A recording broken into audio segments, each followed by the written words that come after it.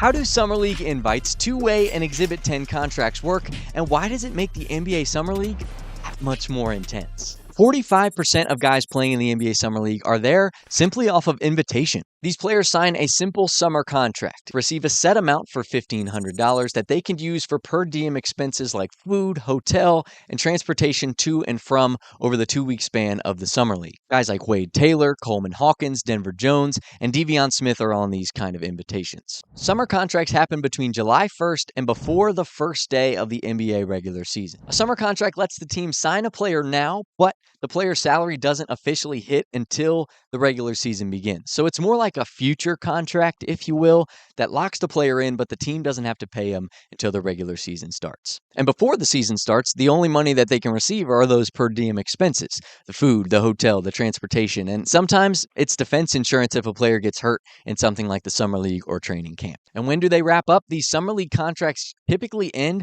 the day before the regular season starts, unless the team has either enough salary cap to pay this guy or an exception to keep the player on the roster with a standard contract. 30% of the NBA Summer League guys are on Exhibit 10 contracts. RJ Davis, LJ Cryer, Caleb Grill, Grant Nelson, and many more. The UPC, the Uniform Player Contract, has 10 exhibits to it.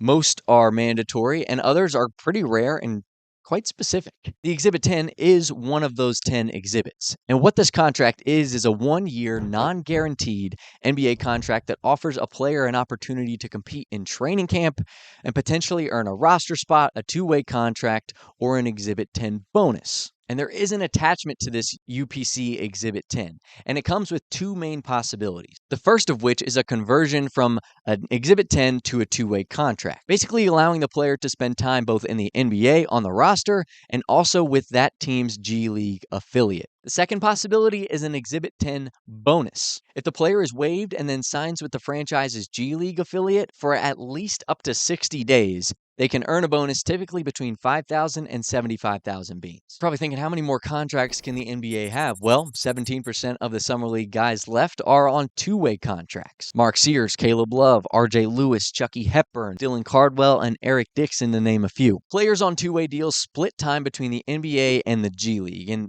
what the salary looks like is half of what the rookie minimum salary is, which for the 2025-26 season is around $636,000. Some specifics about the two-way contract is that the players on the teams that make the playoffs are not playoff eligible, and they are only limited to 50 games on the NBA team's active roster. So around 8% of the players playing in Summer League this year have guaranteed NBA contracts. First-round picks are guaranteed a 4-year rookie scale deal. And what that means is the rookie scale wage doesn't apply to the players picked outside of the first 30. Those first-round guys get it guaranteed. After that, you kind of got to figure it out. Once pick 31 is on the clock, teams are permitted to sign these players to whatever contract those teams would like. For example, pick number 35 to the 76ers, Janai Broome from Auburn, goes there. He signs an $8.685 million deal with the first 2 years guaranteed at $3.424 million. In the Summer League, you're auditioning for way more than just your team. Every game is being scouted, not just by your team, but there's 29 other teams looking to fill their G League and official NBA rosters.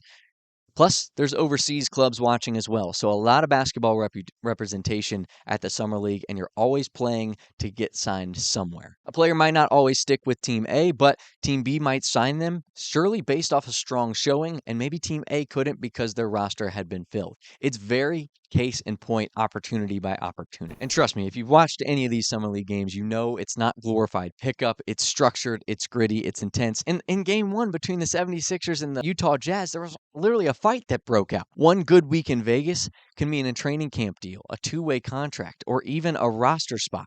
One bad week means you're back to the drawing board or back across the pond. And yet, they still show up every single summer betting on themselves and on their dreams. There's nothing you can do but respect that.